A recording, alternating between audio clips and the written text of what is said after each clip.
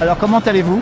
Eh ben très bien, très bien. C'est un salon très agréable, beaucoup plus épuré, j'ai envie de dire. On respire et on s'entend.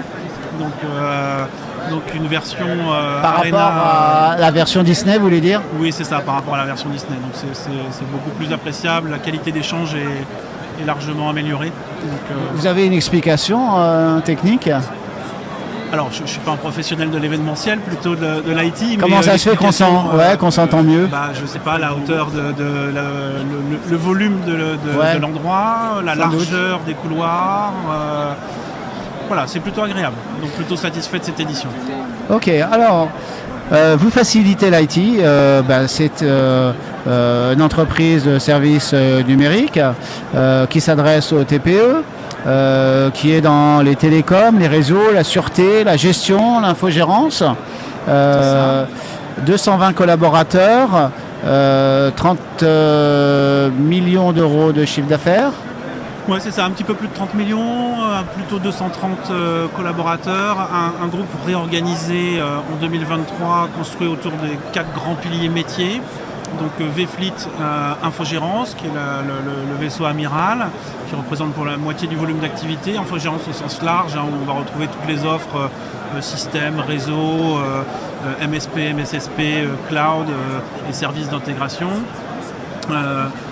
V-Fleet Télécom, on a vraiment le monde des telcos, télécom, réseau, toutes les offres voix notamment. V-Fleet Gestion, là c'est l'intégration applicative, 7 GBP pour ne pas les citer. D'accord. Et puis enfin la sûreté, qui fait un peu notre originalité dans l'offre, puisque là c'est tout ce qui est contrôle d'accès, intrusion, alarme, vidéosurveillance et un savoir-faire particulier en vidéoprotection urbaine. Et donc, j'imagine que c'est un métier qui a une bonne dynamique. C'est un métier sur lequel il y a effectivement de la demande. Le métier de la sûreté, comme on l'intitule chez nous, est assez porté par des besoins de plus en plus cruciaux de sécurité des biens et des personnes. Et c'est un lien assez important puisque c'est un métier qui s'informatise. On est vraiment dans le monde IP qui se digitalise beaucoup. Et les besoins des entreprises sont aussi grandissants sur ces sujets et se lient puisqu'on installe ces équipements sur le réseau. Donc ça intègre le LAN, ça pose des problématiques de stockage, des problématiques de sécurité aussi. On se rappelle de quelques événements majeurs de pénétration de réseau par les caméras IP. Donc ça s'intègre plutôt bien en fait dans notre environnement IT qui nous permet d'adresser vraiment de la TPE à l'ETI dans le secteur privé comme public. Alors vous avez connu une bonne année 2024, une bonne. Vous me dites dynamique chahutée, donc il y a des métiers qui progressent et puis d'autres moins.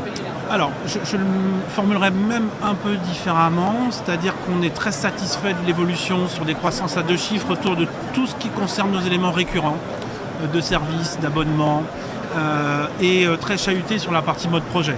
C'est-à-dire qu'on a été confronté à beaucoup de projets qui ont été mis en suspens, qui ont été décalés, les cycles de décision se sont rallongés et évidemment quand on le mesure sur un exercice de 12 mois, ça a quand même un impact. Ça se voit.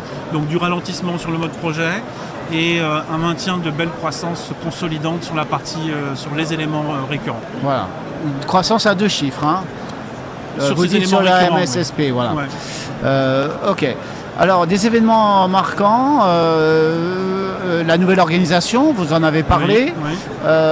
Vous dites la mise en place d'une offre MXDR avec un SOC 24/7.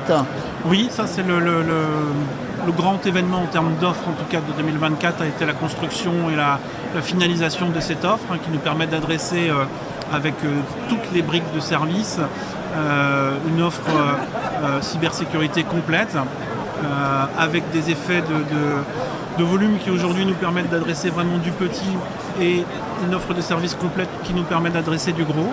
Et on va être capable de gérer la détection et la réponse avec donc un SOC qui intègre du SIEM, du SCOIR et une équipe CERT pour gérer jusqu'à la réponse à incident. Vous avez sélectionné des marques en particulier pour vous accompagner ? On a même une sélection très, très forte autour d'un éditeur en particulier qui est SentinelOne. Très bien.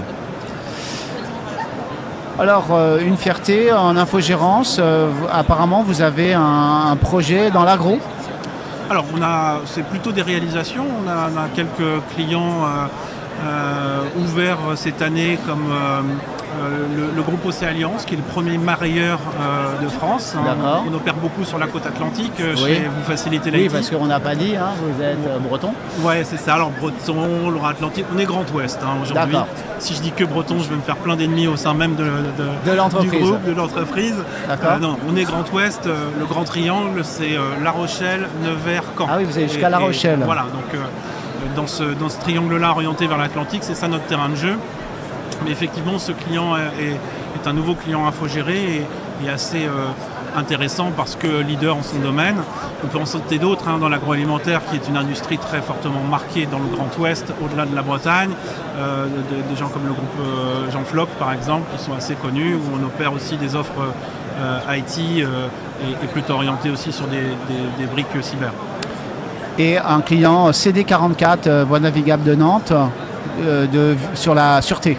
Oui, alors sur la sûreté, là, c'est pas tant la taille du chantier. Alors, le client est important, c'est le conseil départemental de Loire-Atlantique, mais c'est la vidéosurveillance, enfin vidéoprotection urbaine, du canal Saint-Félix. D'accord. Alors, il se trouve où ce canal Saint-Félix? En plein centre-ville, en D'accord. fait. Mais donc, c'est un port de plaisance dans Nantes, Ok. et donc qui est vidéoprotégé par nos services. Très bien. Donc, c'est assez original et cette division des eaux fluviales de Nantes a besoin aussi de sûreté, ce sur quoi on n'aurait pas d'a priori. Alors effectivement, un coup d'arrêt de la croissance économique, on en a parlé. Inflation, bon bien effectivement il y a eu un effet domino sur les salaires, ça vous l'avez senti. Oui, très clairement. Intelligence artificielle, alors qu'est-ce que vous avez, comment vous voyez arriver les choses? Alors on les voit à différents niveaux dans les usages. On voit bien l'utilisation des chats GPT, copilotes, l'impact sur certains besoins. On voit bien aussi la partie device qui se nourrit de puissance nécessaire plus importante et donc qui va tirer, parce que dans le monde de la PME on va le sentir maintenant, mais qui va tirer quand même un petit peu le marché du device.